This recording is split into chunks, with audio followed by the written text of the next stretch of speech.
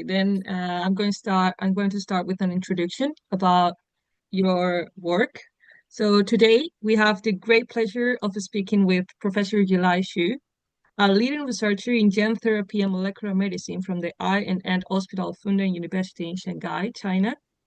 He directs the Center for Diagnosis and Treatment of Hereditary Deafness and heads the key laboratory for gene editing and cell therapy in rare diseases, where his team focuses on developing cutting-edge genetic treatments for sensory disorders. Professor Shu is internationally recognized for his pioneering work in gene therapy for hereditary deafness, particularly for the OTOF gene mutation, DFNB9, one of the most common genetic causes of congenital profound hearing loss in children. Moreover, his research group developed a gene therapy drug known as AAB1, HOTOF, which was delivered directly into the inner ear using a minimal invasive surgical technique. The results demonstrated not only the safety of the treatment, but also a remarkable recovery of hearing and speech perception in several children, making one of the most groundbreaking milestones in sensory gene therapy to date.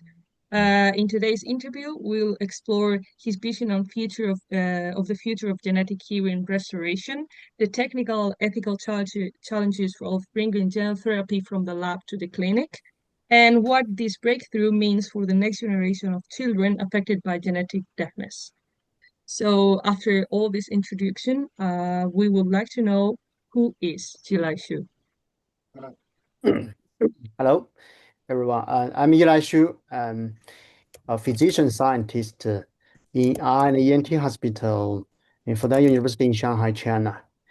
My clinic focuses on otology and neuro-otology, and my research is gene therapy for genetic deafness.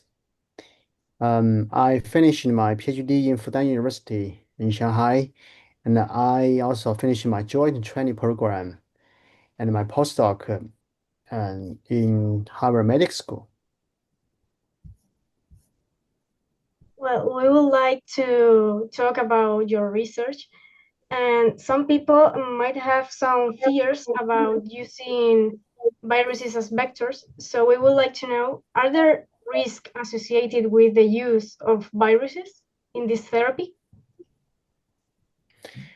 Sorry? Are there any risks about using viruses Okay. as vectors in the therapy? Yeah, so from our animal study, we didn't observe the severe side effects, and we finished our efficacy and safety study in mice and non-human primates, and then we translated to the human clinical trial. So from our clinical trial so far, we didn't see any dose-limiting toxicity and severe AE. So we found it's safe and effective of gene therapy for genetic hearing loss. Could you explain how dual vector technology works?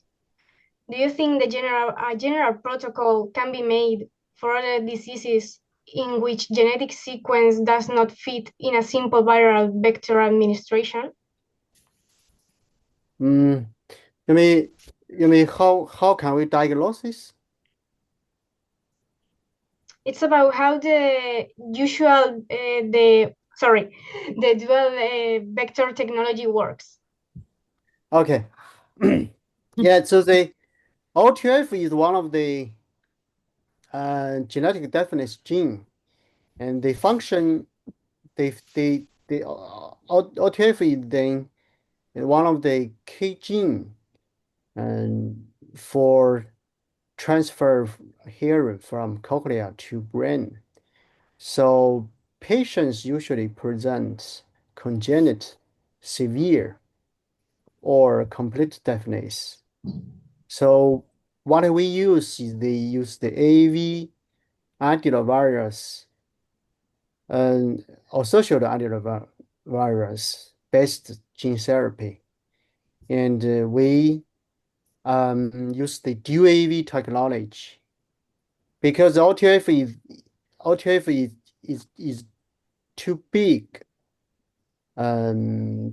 to carry the one AV vectors. So we use the UAV technology and then two AV can recombine and then they can produce the entire OTF protein, and then children can hear. Thank you so much. Now I'm going to continue with another question. Do you think the patient's age has a decisive influence on the effectiveness of gene therapy? Specifically, do you think it will be more beneficial to apply the treatment as soon as the mutation is identified, or could be equally effective if administered later? That's a good question. So in our clinical trial, we conducted the big range for the age of patients from 1 year old to 32 years old. So it looks like it works for the children and adults. However, the speech perception development has critical period. So usually people think if beyond 60 years old, even though they can hear and they cannot develop speech. So yes, we think the treatment should be done less than 60 years old. And some questions Dr. Jiang can answer. Okay. Oh, Dr. Luoying Jiang is a PhD student, and she actually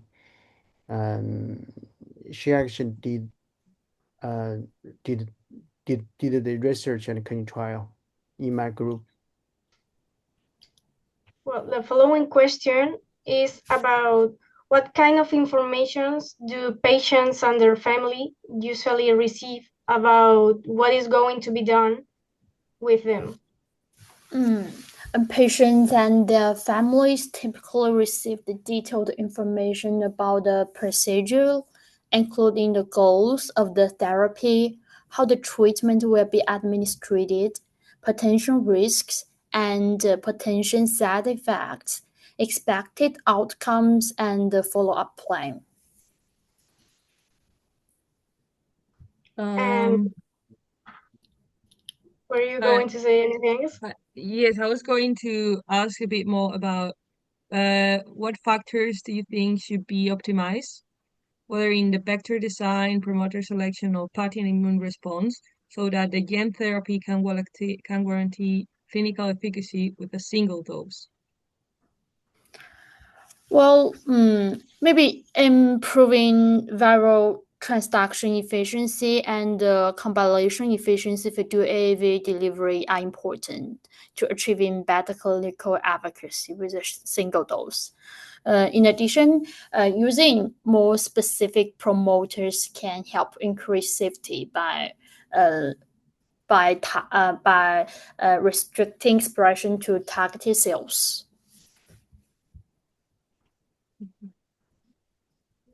And how is the therapy introduced into the patients, and why is that way?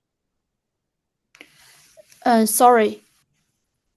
How is the therapy introduced into the patients, and why is it that way? Patient. The therapy is introduced by an injection, I think. Yeah, it's injection. Yeah. It's injection. I can answer. So actually, the gene therapy strategy actually is a drug. It's a drug. So we do local injection to the ear with a very small volume. So that's why actually the ear is one of the most convenient organ to do gene therapy, because we can do local injection actually with a very small volume action, which is very safe, very safe compared to the system injection. So we designed a very tiny injection needle and pump, and to do the gene therapy drug very precisely to the cochlea. Okay. What are your perspectives about long-term efficacy? How would a possible red dose be scheduled and performed? Yeah, Well, this is a good question. So actually, we did the first in human coding trial for gene therapy for congenital deafness. So the first patient actually right now is 1 year and 10 months, and the hearing maintained very well. So because the inner ear cells is non they don't divide after birth. So we hypothesize it should have long-term effect. And also other organs give our example, like eye disease after gene therapy, and the efficacy can last a long time. So we think the efficacy can last long time, but we will follow up continuously. Okay, thank you so much. And another question. One of the major drawbacks of viruses vector is antibody generation. How does this affect this gene therapy, this treatment you develop? Yeah, you see, this is yes, neutralizing antibody is one of the factors may affect the efficacy. However, the inner ear, because we do local injection, and the inner ear is kind of isolated to some degree. So we think neutralizing antibody it's okay. And we also we did some study for the animal and several patients, and we found the neutralizing antibody and doesn't affect efficacy apparently. And your gene therapy, your treatment, would it be compatible with cochlear implants or other hearing aids? Do you think it can be like complemented as a treatment while the gene therapy is being administered? Gene therapy is etiology-based therapy, and it can induce natural hearing. So we compared the efficacy between gene therapy and cochlear implant, and we found the gene therapy can have better music perception and speech perception in noisy environment. Okay, thank you so much. Now we want to ask you both about the economical, legal, and social perspective of gene therapy. And one of the questions is about what rules or regulations are in place in China to control and authorize gene therapy research, and how do they affect its possible applications in patients? Dr. Zhang can answer. In China, clinical trials, including gene therapy research, is regulated through IDQ review, trial registration, and filling procedures to ensure patient safety and rights. All studies must be improved by ethical committees, and participants or their guardians must provide informed consent. And these regulations help protect patients while enabling the responsible clinical application of gene therapies. And what are your expectations, national and internationally, about potentially commercializing your treatment? For reference, similar gene therapy in China, such as those in ophthalmology, are priced at around about $67,000 per dose. So we anticipate that our treatment will be priced at the same level, maybe. But this is just we anticipated, not the real date. Do you think you will commercialize it internationally in other places other than China? Maybe. Yes, we are trying to do that.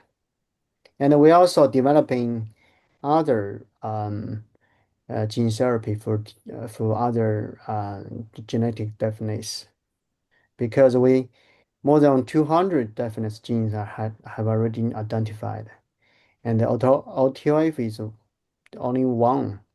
We can do gene therapy in human now, so we have more work to do. And do you think the cost will decrease in the future?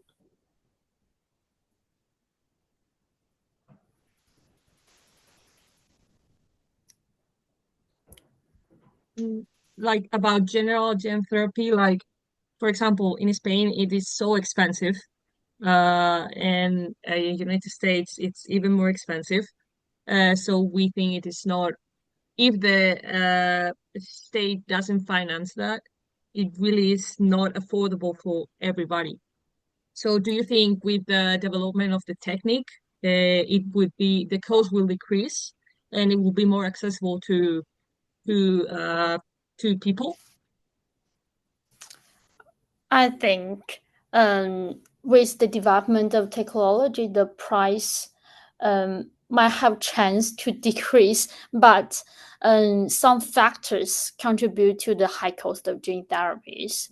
The drug development is very expensive, from basic science to clinical trials. This process is very costly, and gene therapy sometimes is for some real disease, so the patient population is relatively small, and the manufacturing process for viral vectors are also costly. However, if we have continued technology innovation and process optimization and have scalable production method, the cost of gene therapy might be more affordable. But I think the prerequisite is to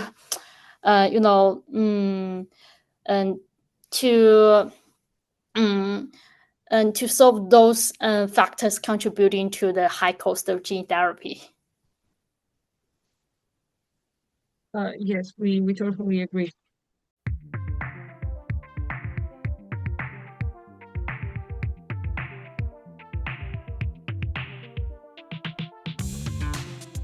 Yes, so another question is, what are the investigation group future projects involving this gene therapy and other sensory disorders? Yeah, we actually in my lab we created about 10 definite gene mass model, and then we develop different gene therapy strategy, and we we did our research include safety and efficacy on the animal models. So we in my lab more than around 8 mouse model with hearing loss. We rescued or restored the hearing so far. But to translate, we need to do more work for safety study and so on. Then we hope we can translate more gene therapy drugs to clinic. Since high frequencies are more difficult to restore in auditory function, could this be compensated by more than one injection? If not, what design optimizations could be considered to increase auditory function recovered for high-pitched sounds? Well, to be honest, this paper is not our preclinical study of our clinical trial for DFMB9. Yeah, for DFMB9 clinical trial, we use the augment replacement gene strategy, and this is another paper. Yeah, Oh. and this RNA editing is another study, another trying.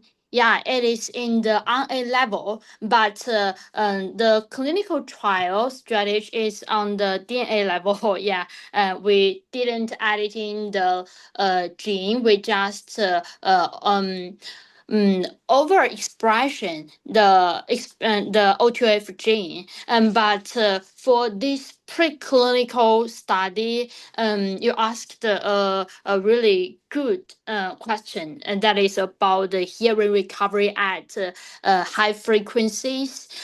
As you can see from other papers about the in a year gene therapy studies, and the and the recovery of hearing at high frequency was not satisfactory also. And however, I don't think multi injections could solve this problem, because poor recovery at high frequencies usually results from limited transduction in the basal tone of the cochlea, which corresponds to the high frequency sound perception. This limitation might be related to developmental differences in hair cells at different turns of the cochlea. In the future, referring the gene therapy component, such as viral vectors, compensate, and promoters, might be effective way to enhance the high frequency hearing restoration.